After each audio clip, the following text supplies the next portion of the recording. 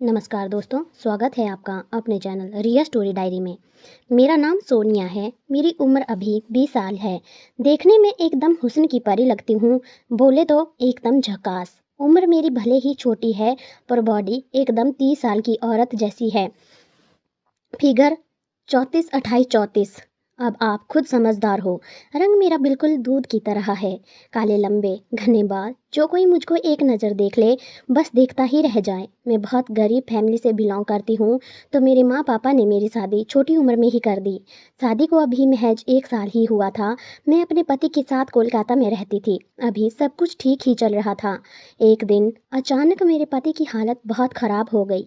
मैंने डॉक्टर को दिखाया तो डॉक्टर ने कहा, आपके पति को आराम चाहिए, इसलिए इनको गांव लेकर जाओ। वहाँ का खुला वातावरण और खुली हवा इनके लिए सही रहेगी। मैं अपने पति को लेकर गांव वापस आ गई। घर पहुंची तो माँ बाबूजी का आशीर्वाद लिया। माँ जी ने मुझे गले से लगाया और कहा, बेटी तुमने कितने अच्छे तरीके से हमारे बेटे को संभाल रखा है और अब तुम हमारी जिम्मेदारी हो। उन्होंने मुझ पर खूब लाड लड़ाया, लेकिन ससुर जी की नज़र में कुछ अलग ही था। वो मुझे ऐसे घूर रहे थे जैसे कि उनकी कोई पुरानी याद ताज़ा हो गई हो।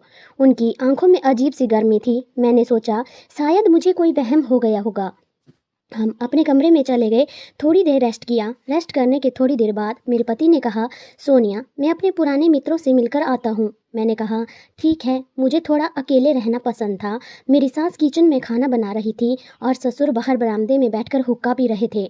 थोड़ी देर के बाद मैं भी किचन में गई और सबके लिए गर्मा गर्म चाय बनाई। माँ और बाबूजी को भी दी और मैं भी बाहर बाबूजी के पास बैठकर ही चाय पीने लगी।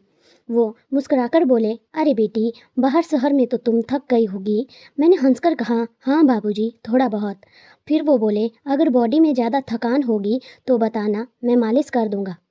मैं हंसकर बोली, बाबूजी, ज़रूरत पड़ी तो बता दूंगी। अब रात हो चुकी थी, तो हम तीनों ने खाना खाया और अपने अपने कमरे में सोने चले गए। मेरे पति ने पहले ही फ़ोन करके सब उस करके कह दिया था कि दोस्तों ने मेरे लिए छोटी सी पार्टी रखी थी, इसलिए वो कल सुबह तक ही आएंगे। अब घर में सिर्फ मैं और ससुर जी ही बचे थे। मेरी सासू माँ दवाइयाँ खाती थी, जिस वजह से उनको टाइम से ही नींद आ जाती थी। मैं अपने कमरे में लेटी ही थी। नींद आंखों से कोसों दूर थी। शरीर में अजीब सी बेचैनी थी। तभी दरवाजे पर किसी के आने की आहट हुई। मैं उठी, दरवाज़ा खोला तो बाहर ससुर जी खड़े थे। उनके हाथ में एक छोटी सी बोतल थी। वो बोले, बेटा, मैंने सोचा तुम्हें थकान में नींद नहीं आ रही होगी। ये तेल बहुत अच्छा है। ये अपने गांव का बनाया हुआ तेल है। इससे थकान 1 मिनट में छूमंतर हो जाएगी। मैंने हिचकिचाते हुए कहा, ठीक है ससुर जी, आप तेल की बोतल मुझे दे दो, मैं खुद लगा दूंगी। वो बोले, नहीं बेटी, तुम्हारा हाथ पीठ तक नहीं पहुंचेगा, इसलिए मैं लगा देता हूँ। मैंने कहा ठीक है। वो मुस्कुराए और कमरे में आ गए। मैं बेड पर लेट गई और खुद को चादर से कवर कर लिया। मैंने लाइट बंद कर दी और धीमी लाइट कमरे में ऑन कर दी। ससुर जी ने तेल हाथ में लिया। तेल की सी सौंधी खुशबू से पूरा कमरा महक उठा। मैं बहुत थक गई थी। मैंने अपनी आंखें बंद कर ली। उन्होंने अपने हाथों से मेरी पीठ की मालिश शुरू की, फिर धीरे धीरे कंधों पर भी मालिश की। वो बोले, सोनिया, तुम्हारी कमर पर भी मालिश कर देता हूँ, कमर में भी तो थकान होगी। मैंने कहा, नहीं ससुर जी, मैं खुद कर लूँगी। मैं उनके इस व्यवहार से काफ़ी हैरान थी। मैंने उनको रोकने की बहुत कोशिश की, पर वो मेरी बिल्कुल भी बात नहीं मान रहे थे। अब वो ज़बरदस्ती कर रहे थे। वो बार बार हाथ में तेल लेते और मेरी नाभि की मालिश करते। मेरे को भी बहुत थकान थी, मुझे बहुत आराम मिल रहा था, तो मैंने भी उनको ज़्यादा रोका नहीं। तेल की मालिश से इतना आराम मिला, मेरी सारी थकान कोसों दूर हो गई।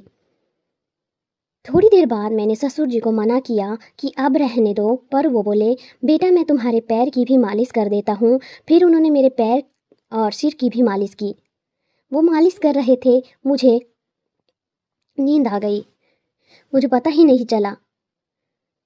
मैं जब सुबह उठी तो मेरा पूरा शरीर थकान से कोसों दूर भाग गई थी। मैं सुबह उठी और फ्रेश होकर नीचे चली गई। सबके लिए चाय नाश्ता बनाया, पर मैं ससुर जी से नज़रें नहीं मिला पा रही थी।